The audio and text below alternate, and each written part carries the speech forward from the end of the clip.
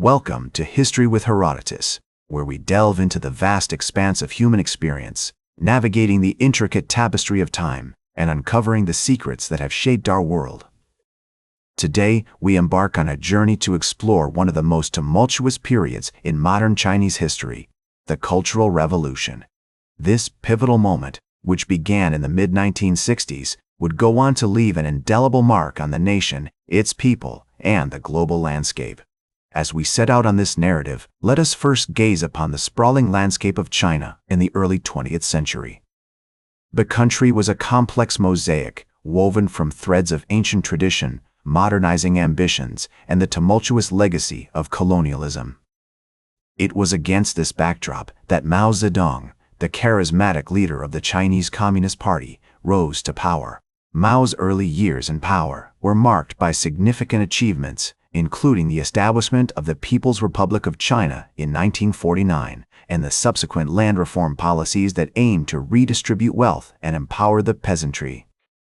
However, these successes were soon overshadowed by the disastrous consequences of the Great Leap Forward, a campaign initiated in 1958 with the ambitious goal of rapidly transforming China into a socialist society through accelerated industrialization and agricultural production.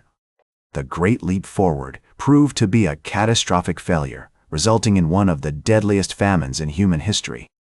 Estimates suggest that between 20 and 45 million people lost their lives during this period, as misguided policies led to widespread crop failures and the subsequent cover-ups by local officials exacerbated the disaster.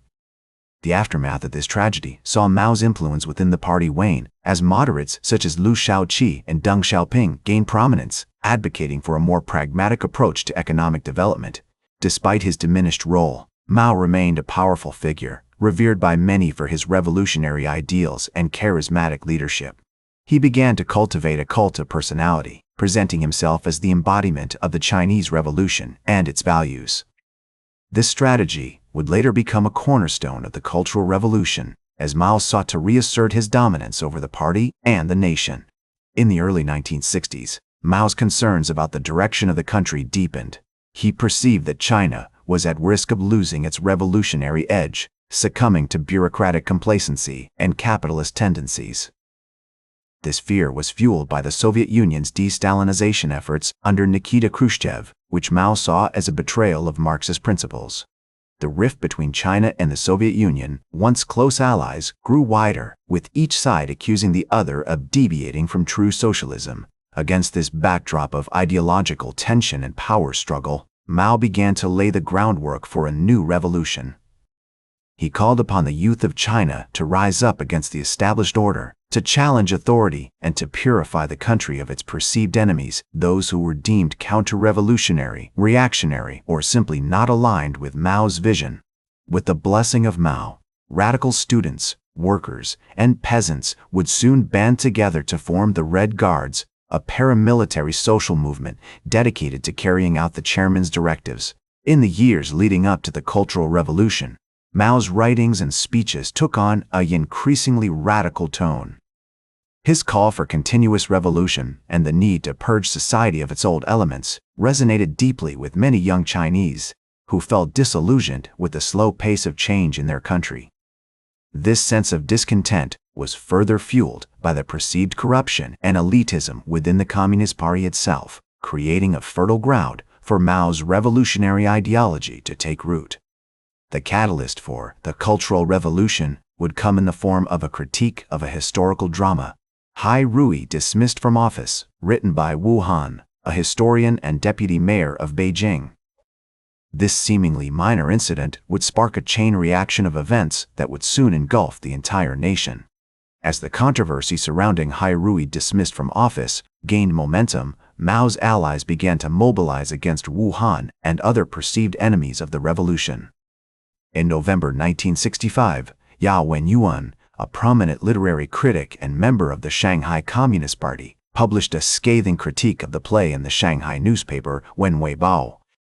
This marked one of the first salvos in what would become a nationwide campaign to purge China of its perceived ideological enemies.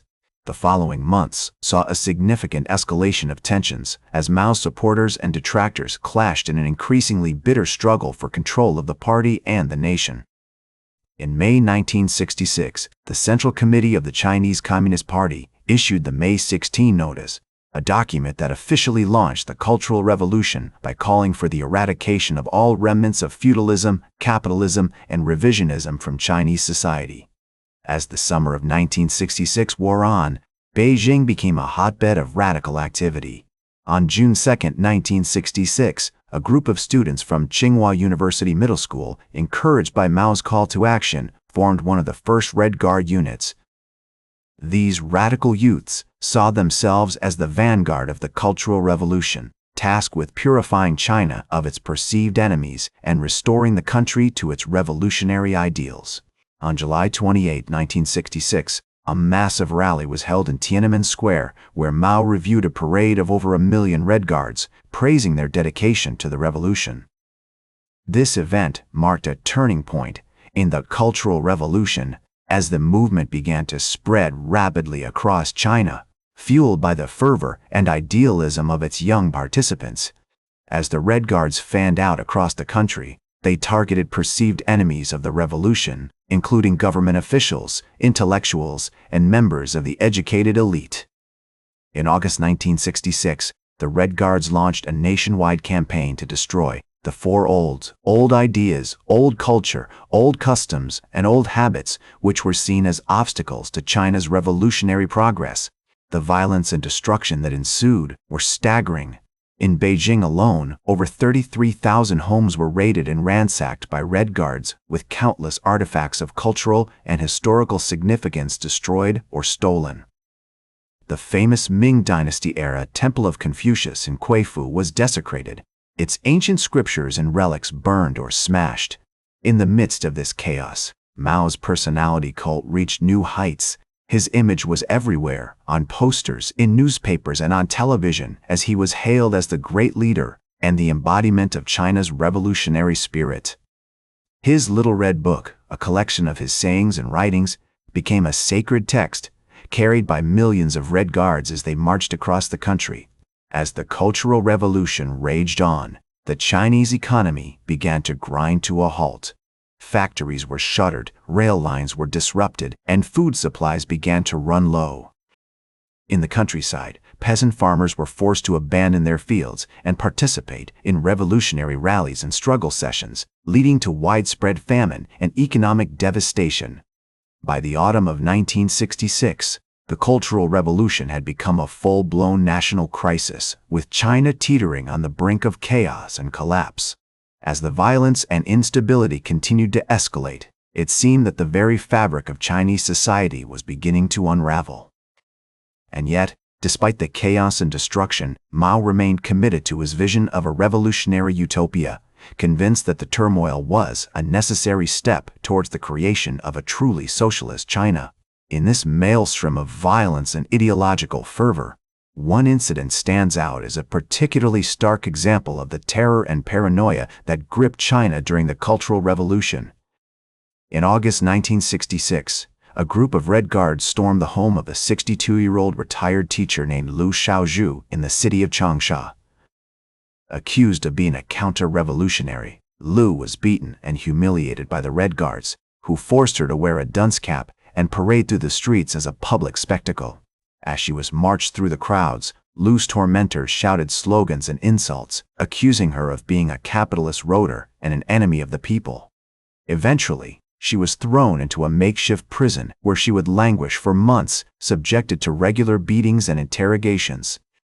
As Liu Shaozhu languished in prison, the chaos of the Cultural Revolution continued to spread across China, fueled by Mao's unyielding vision of a socialist utopia. However, by 1967, the movement had begun to lose steam, and the Chinese government started to take steps to restore order. In July of that year, Mao issued a directive calling for the Red Guards to return to their schools and universities, marking the beginning of the end of the Cultural Revolution's most violent phase. Despite this, the aftermath of the movement was still marked by widespread suffering and repression. Millions of people had been persecuted, imprisoned, or forced into labor camps, and the Chinese economy lay in shambles. In 1968, Mao launched the Down to the Countryside movement, which sent millions of young people to rural areas to learn from peasants and participate in agricultural production. This movement was intended to reduce urban unrest and promote socialist values, but it ultimately led to further economic stagnation and cultural destruction. As the years passed, the Cultural Revolution's influence began to wane, and Mao's health began to decline. In 1976, Mao died, and the Gang of Four, a radical faction that had risen to power during the Cultural Revolution, was arrested and put on trial. The new Chinese leadership, led by Deng Xiaoping, set about rebuilding the country and introducing economic reforms that would eventually transform China into the global powerhouse it is today. Today, the Cultural Revolution is remembered in China as a traumatic and complex period in the country's history. Many Chinese people who lived through the era still bear the scars of persecution, loss, and trauma, and the movement's legacy continues to shape China's politics, culture, and society. As a Chinese historian and dissident, Yan Zhaki has said, "The Cultural Revolution was a catastrophe that destroyed not only individual lives, but also the fabric of our society." It is a reminder that the pursuit of utopia can lead to dystopia, and that the suppression of human rights and dignity can have devastating consequences. In conclusion, the Cultural Revolution in China was a pivotal moment in modern history, marked by unprecedented violence, destruction, and human suffering. The Cultural Revolution's legacy serves as a warning about the risks of authoritarianism, nationalism, and the suppression of individual freedoms, and its impact continues to be felt in China and around the world today. That's all for today's History with Herodotus. Remember to like, share, and subscribe, and until next time, remember that, to understand the present, we must first understand the past.